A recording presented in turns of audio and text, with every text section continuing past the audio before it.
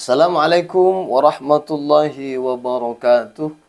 Alhamdulillah wassalatu wassalamu ala Rasulillah Sayyidina Muhammadin wa ala alihi wa sahbihi wa man walah ma ba'du. Sahabat Anas Tahir yang dirahmati oleh Allah Subhanahu wa taala. Pada kesempatan kali ini saya akan memberikan tanggapan atau lebih tepatnya menelaah kebenaran apa yang disampaikan oleh Kiai Asnawi Ridwan dalam videonya yang mungkin sudah banyak dilihat, dikonsumsi oleh orang banyak di media sosial, bahwa kata beliau Az-Zaitun itu tidak sesat.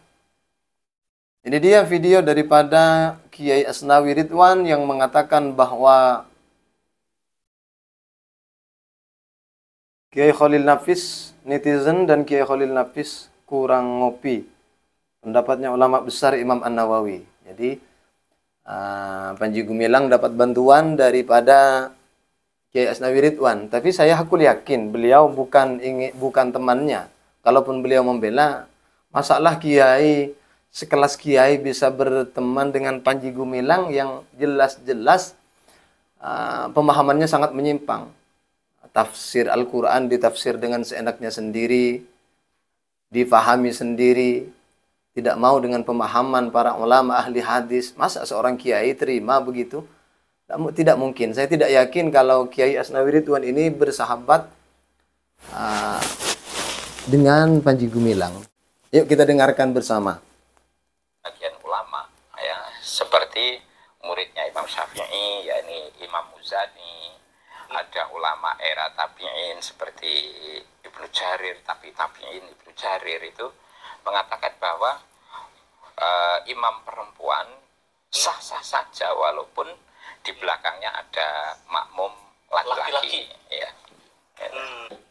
Sah-sah saja menurut Al-Muzani, Tabari, Abu Thawrin, sah-sah saja perempuan menjadi imam bagi laki-laki. Dan itu sebenarnya secara penilaian muktabar atau tidak muktabar, ya muktabar saja. Jadi pendapatnya ini muktabar, kata. Muktabar. Ya, pendapat Imam siapa itu yang tadi saya Imam Muzani dalam kitabnya? Kitab kitab Majmu'. Kitab Majmu' itu. Jadi beliau sambil melihat laptopnya, beliau berarti baru menemukan pendapat itu di laptopnya. Mungkin di laptopnya ada perpustakaan begitu. Perpustakaan kitab. Jadi dilihat adalah pendapat, sepotong pendapat seperti itu. Disusun oleh Syekh Nawawi, Imam Nawawi. Ulama besar dalam madhab Syafi'i. Iya. Beliau mengakomodir pendapat Imam Muzani sebagai salah satu wahana keilmuan dari madhab Syafi'iyah. Mengakomodir sebagai salah satu wahana ilmiah. Masya Allah. Kiai Asnawi Ridwan. Yang membolehkan imam merupakan seorang perempuan. Perempuan jadi imam itu membolehkan. Boleh, iya. Jadi laki-laki ini bukan sesat atau ini kan ya? Tidak bisa. Tidak bisa. Ketika presenternya bertanya, ketika temannya yang dekatnya bertanya, jadi ini tidak sesat atau tidak bisa. Ini lucu, Kiai Asnawi Ridwan ini lucu. Kiai, kalau pendapat saya sampai kepada antum, saya mohon maaf. Saya izin menelaah pendapat antum yang antum sampaikan itu. Saya tidak bisa. Nah, Dan karena ada hukumnya menurut fikih ini sah. sah saja. Ya. Saya bacakan ya keterangannya ini ya. Oke, ya, silakan.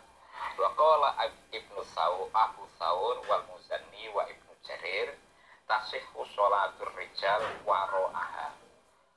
Syekh Abu Thawr, Imam Muzanni dan Ibnu Jarir berkata, sholatnya laki-laki di belakang seorang imam perempuan itu hukumnya sah.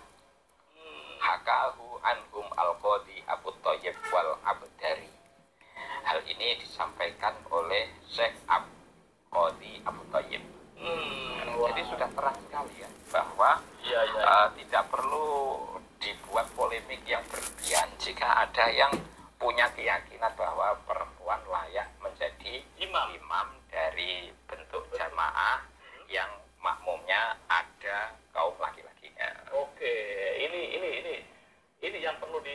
apa yang perlu dicerna oleh para netizen. Ternyata itu di dalam kitab yang sangat mutabar ya. Mutabar ini. Ternyata itu boleh dan sholatnya adalah sah.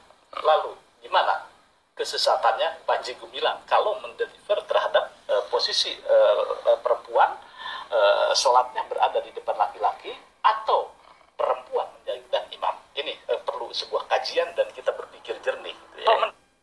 Jadi khotib itu bagaimana? Nah, sudah sampai di sini urusannya khotib. Jadi kata presenternya itu perlu pengkajian ulang di mana kesesatannya begitu. Ya.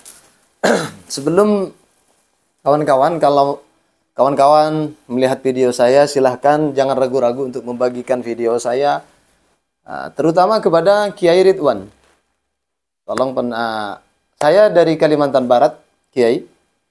Saya dari Kalimantan Barat ingin menelaah pendapatnya Kiai Asnawi Ridwan kalau mengatakan Panji Gumilang itu tidak sesat, tidak salah dalam hal ini. Karena berpendapat dengan pendapat Imam An-Nawawi, betul. Kitab Majmu' Syarhul Muhaddab itu kitab yang paling muktabar di kalangan madhab Syafi'i. Tidak ada selain daripada Majmu' yang lebih mengungguli Majmu' luar biasa. Nah, tapi apakah pendapat Kiai itu benar? Ataukah bagaimana? Kita perlu untuk menelaah kembali, membuka ulang kitabnya, buka kembali Kiai. Kiai Khalil Nafis selaku MUI. Masya Allah, beliau ini orang yang alim, Kiai. Kiai Khalil Nafis ini alim. Tenang penyampaiannya, luar biasa. Dan insya Allah, MUI itu kan tidak sendiri. Itu kumpulannya para ulama. Tidak semudah yang kita bayangkan ketika mengeluarkan fatwa. Tentunya beliau Kiai Khalil Nafis hadir di TV. Itu sudah ditelaah dulu kitabnya, kan begitu. Jadi janganlah tulis Kiai Khalil Nafis kurang ngopi lah gitu. Rasanya itu tidak tepat sama sekali. Kenapa? Karena pendapat Kiai sendiri itu masih perlu dikaji. Mari kita buktikan keabsahan pendapatnya Kiai Asnawi Ridwan mengenai netizen kurang ngopi dan Kiai Khalil Nafis Panji Gumilang tidak sesat. Kita buka bersama-sama. Bismillahirrahmanirrahim. Ini dia kitab Majmu' yang dibaca oleh Kiai Asnawi Ridwan. Di sini Imam An-Nawawi itu menjelaskan tentang ketidakbolehannya. Tidak sahnya perempuan menjadi imam bagi laki-laki. Namun Imam An-Nawawi di sini menyertakan pendapatnya Imam Abu Thur, Imam Al-Muzani, Imam At-Tabari, dijelaskan begini, wa qala Abu Thawrin wal Muzani wa Ibnu Jarir At-Tabari tasihhu salatul rijali wara'aha. Hakahu anhum al-Qadi Abu Thayyib al-Abdari. Sudah, sampai jenengan Kiai baca sampai di situ. Di situ Imam An-Nawawi hanya menjelaskan, tidak menjelaskan apa-apa. Hanya menjelaskan kalau Al-Muzani, At-Tabari, Abu Thawrin itu mengatakan boleh, mengatakan sah. Lalu Imam An-Nawawi juga menyertakan pendapatnya Imam Ghazali. Wa qala Asy-Syaikh Abu Hamid madhabul fuqaha. Tahu kan Kiai kalau Imam Al-Ghazali seperti apa kealimannya? Kafatan. Ini disebut madhabul fuqaha, ahli fikih ini disebut madhabnya itu Imam Ghazali. Annahu la tasihhu salatul rijali wara'aha illa Abu Thawrin. Kata Imam An-Nawawi, tapi menurut kata Imam An-Nawawi ini dalam kitab Majmu' juga. Tapi kata Imam Ghazali, tidak sah perempuan menjadi imam bagi laki-laki kecuali hanya Abu Thawrin satu. Itu pendapatnya Imam Al-Ghazali. Bukan pendapatnya An-Nawawi ini, Kiai. Imam An-Nawawi mengutipkan pendapatnya ulama yang tiga ini. Bukan pendapatnya Imam An-Nawawi. Di sini jelas, silahkan baca sendiri. Di halaman sebelumnya, itu An-Nawawi menjelaskan ketidakbolehannya. Itu yang pertama. Terus dilanjutkan dengan redaksi berikutnya. Wa qala ashabuna fa in shalla khalfal mar'ati wa lam ya'lam annaha imra'atun thumma ulima lazimahul i'adatu bila khilafin. Ini kata Imam An-Nawawi. ashab kami, madhab Syafi'iyah mengatakan kalau ada orang sholat di belakang perempuan, walam ya'lam, dan mereka tidak tahu kalau imamnya itu adalah perempuan. Selesailah sholat itu, summa alimah, kemudian makmumnya itu tahu kalau imamnya ternyata perempuan, lazimahul i'adatu, maka wajib bagi makmum tersebut al-i'adatu, mengulang sholatnya bila khilafin, tidak ada khilaf dalam madhab Syafi'i. Termasuklah Imam Al-Muzani, karena Al-Muzani juga muridnya Syafi'i. Wa qala ashabuna, kan begitu. Jadi sekali lagi saya tegaskan, ini bukan pendapatnya Imam An-Nawawi, bukan. Imam An-Nawawi di sini jelas mengatakan tidak sah. Imam An-Nawawi, silahkan buka sendiri kitab Majmu'. Kata Imam An-Nawawi hanya mengatakan, kalau menurut Al-Muzani, At-Tabari, Abu Thawrin, itu katanya sah. Itu begitu. Hanya menjelaskan kalau menurut yang tiga ini sah. Bukan pendapatnya Imam Syafi'i. Maka kita tidak akan tahu pendapatnya ulama yang tiga ini kalau kita tidak buka kitab lain. Tidak akan paham kita. Karena An-Nawawi hanya mengatakan, Imam An-Nawawi hanya mengatakan menurut ulama yang tiga ini boleh. Begitu. Maka kita perlu mengkaji pendapat ulama yang tiga ini. Yang pertama tadi kan sudah terbantahkan. Menurut ashab Syafi'i, kalau tidak tahu, iya.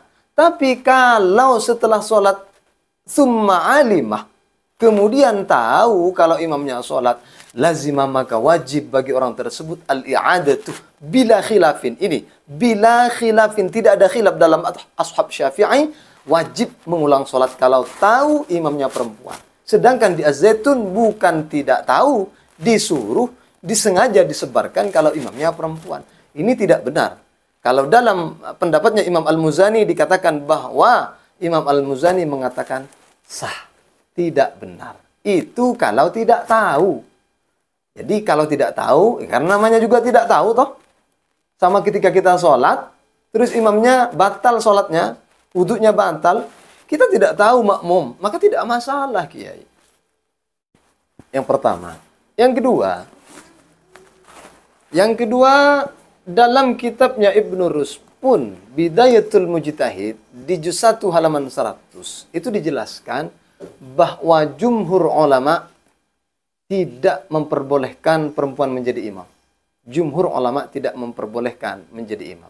Namun kan karena itu sudah jelas, di sini yang perlu kita kaji itu pendapatnya, kalau Al-Muzani tadi sudah. Pendapatnya At-Tabari. At-Tabari itu perlu dikaji pendapat, perlu kita pahami pendapatnya. Benarkah begitu? Jadi kata Imam As-San'ani, wa ajaza At-Tabari imamataha fit tarawih idza lam yahdur man yahfaz Qur'ana wa hujjatuhum hadits Ummi Waraqah. Idzan At-Tabari yujizu imamat al-mar'ati li salati at-tarawih wa laysa al-faridati. Wa yustaratu an la yujadu man yahfazul Qur'ana ghayraha wa yastaniddu ila hadits Ummi Waraqah al-Ansari wal hadithatu hujjatun alaihim la lahum li'annaha kanat ta'ummu ahla dariha wa maharimiha al-iftiradin wujudu syaikh al-kabir fa innahu qad yakunu min maharimiha wa takunu hadhihi halatan khassatan bi Ummi Waraqah wa lam ya'dhan Rasulullah sallallahu alaihi wasallam li ghairiha. Jadi Kiai Asnawi, Imam At-Tabari, kata Imam As-San'ani, Imam At-Tabari mengatakan boleh perempuan menjadi imam itu fit tarawih, di dalam sholat tarawih, id lam yahdur, kalau tidak ada orang yang hafal Al-Quran di tempat itu. Apa hujjah mereka? Hadis Ummi Waraqah itu berlandaskan hadis Ummi Waraqah.